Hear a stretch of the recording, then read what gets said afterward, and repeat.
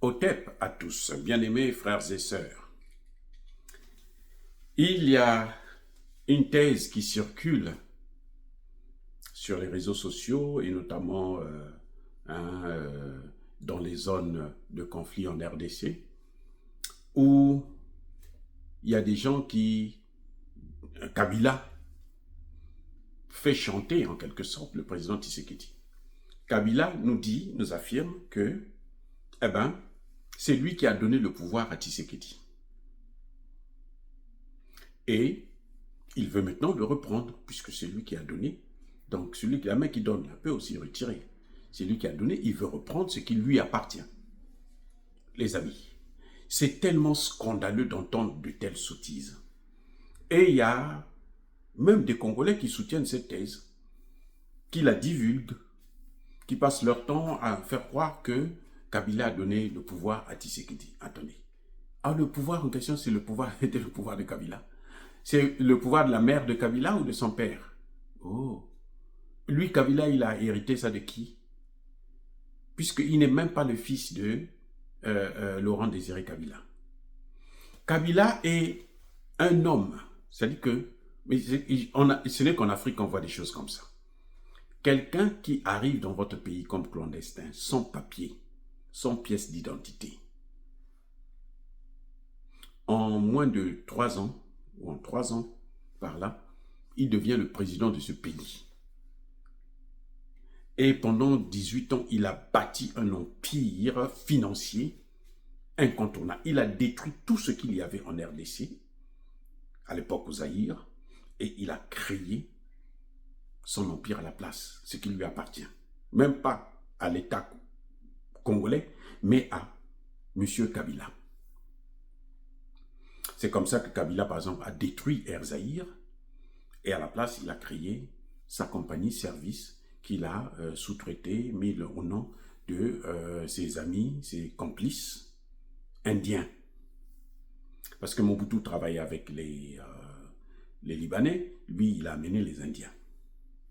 Je signale au passage que Boulos, c'est un Libanais. Donc Boulos, là, s'il s'intéresse beaucoup à la RDC, c'est parce que les Libanais sont bien installés en RDC. C'est parce que aussi, il veut bien garder la place des Libanais en RDC. Mais ça, c'est une autre aspect, on pourra en parler prochainement. Pour l'instant, ce qui nous intéresse, c'est que qu'il y ait des accords avec les États-Unis et que, bon, ces accords puissent aboutir à nous ramener la paix à l'Est. Bref, M. Kabila dit que le pouvoir, là, c'est lui qui l'a donné.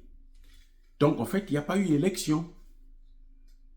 Ce qu'il y a eu là, ce n'était pas les élections, hein. C'était la volonté de Kabila. Les gens qui sont allés voter là, ça n'avait rien à voir, c'était Kabila qui gérait tout ça. Mais ce Kabila-là, il se prend pour qui, les amis? Il faut quand même se poser cette question, il se prend pour qui? Vous voyez comment quelqu'un qui, comme je disais tantôt, est venu comme un clandestin et s'est retrouvé à la tête de l'État, 18 ans plus tard, il quitte le pouvoir, il s'organise pendant plusieurs années et il rentre dans une rébellion. Comment peut-on expliquer qu'un chef d'État, un ancien chef d'État, devient rebelle? Ça veut dire qu'il était rebelle avant même d'être chef d'État. Ça ne m'étonne pas qu'il soit venu avec Laurent Désiré Kabila, qui était un rebelle. Vous voyez? Donc, Kabila, c'est un spécialiste de rébellion. Eh oui, c'est un spécialiste de rébellion. Même Corneille Nangaa, qui a été le président de la commission électorale, vous dire que non, le pouvoir là, c'était le pouvoir de Kabila qui a donné à Tshisekedi. Mais lui, qu'est-ce qu'il faisait à la commission? À la commission électorale, il faisait quoi? Il n'était pas président. Mais s'il était président, il était président de quelque chose, donc il était président de rien du tout. Non, écoutez, M. Kabila doit arrêter de jouer avec les gens. Kabila doit arrêter de jouer avec les gens. Le Congo ne lui appartient pas. D'ailleurs, je souhaite et j'espère que Tshisekedi prendra ses responsabilités pour lui retirer cette nationalité congolaise. Oui, ça se fait aux États-Unis, ça se fait au Niger, partout dans beaucoup de pays. Ça se fait en France. On a enlevé la nationalité à Kémy Séba. Kabila peut, pour haute trahison, Kabila peut perdre aussi sa nationalité congolaise. Parce qu'il a abusé et trop abusé des Congolais. Et il continue à déstabiliser le Congo. Parce qu'il s'est enrichi sur le dos. Vous savez quoi? Kabila a des sites touristiques. Vous savez ce qu'on appelle un site touristique, non? Vous voyez Notre-Dame de Paris, là, c'est un site touristique. Imaginez que c'était au Congo, ce serait la propriété de Kabila. Vous avez des grands espaces où il y a des animaux, des forêts, des lagunes, des cascades, ainsi de suite. Ça appartient à Kabila. Quelqu'un qui est venu sans papier, hein, un clandestin. Et aujourd'hui, il a acheté des familles. Il avait des frères, des sœurs qu'il a achetés. Aujourd'hui, ils ont tous disparu. Quand on demande, mais vous avez dit qu'il était votre frère. Comment il a grandi où? On ne trouve aucune trace de Kabila en RDC. Aucune trace. On n'a pas vu l'enfance de Kabila. On a vu seulement sa présidence. Eh oui. Et on veut même nous faire croire que, il a fait de hautes études, il est allé faire un doctorat. Lequel? Ah ben si il est allé faire un doctorat en Afrique du Sud, alors je déconseillerais à quiconque, tout Africain, d'aller faire des études en Afrique du Sud. C'est la pourriture. Si Kabila, avec son cerveau ou à l'œil nu, on voit bien qu'il n'est pas du tout intelligent, il est tellement idiot, il peut avoir un doctorat, alors le doctorat en Afrique du Sud, c'est un chiffon de papier. Eh oui, c'est un torchon de papier. Parce que quelqu'un qui est docteur ne peut pas vous dire aujourd'hui, non, le pouvoir là m'appartient. Il y a eu organisation des élections.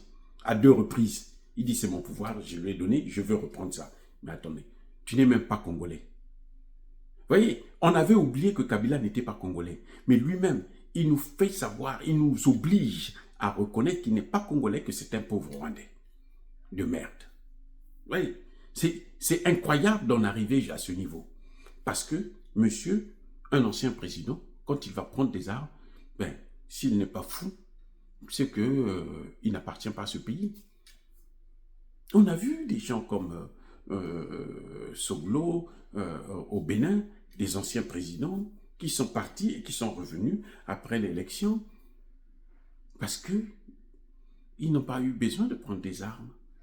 Et ils n'avaient pas dit que le pouvoir leur appartenait. Là, le pouvoir appartient à un peuple. Monsieur Kabila, vous n'avez pas appris ça à l'école? Même si c'est CP1, vous devrez avoir appris ça quand même, en tant que militaire, ou dans la jungle, lorsque vous étiez rebelle, vous avez appris quand même que le pouvoir appartient au peuple. C'est le peuple qui donne le pouvoir à l'homme. Et oui, soit par la voie démocratique ou occidentale, ou soit par la voie révolutionnaire comme dans les pays du Sahel. Voilà ce qui se passe exactement. Monsieur Kabila, arrêtez de vous ridiculiser. Vous devenez de plus en plus ridicule quand vous faites croire que le pouvoir, ça vous appartenait et vous l'avez donné à Tshisekedi, vous voulez maintenant le reprendre.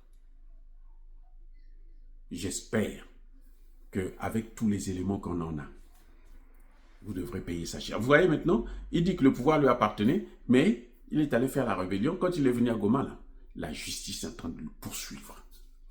Tous ses biens sont saisis et seront saisis. Il n'y a rien qui va lui rester. Et ça, Tshisekedi, nous saluons cette décision. Nous félicitons le ministre de la Justice, Constant Mutamba, pour cette détermination. Parce que c'est comme ça qu'il faut faire avec des bandits, des criminels comme ce genre de Kabila. En fait, le retour de Kabila à Goma, ce n'est que le criminel qui revient à son lieu de crime. Le criminel revient toujours au lieu du crime. Donc, ce n'est pas étonnant. Ne soyez pas surpris.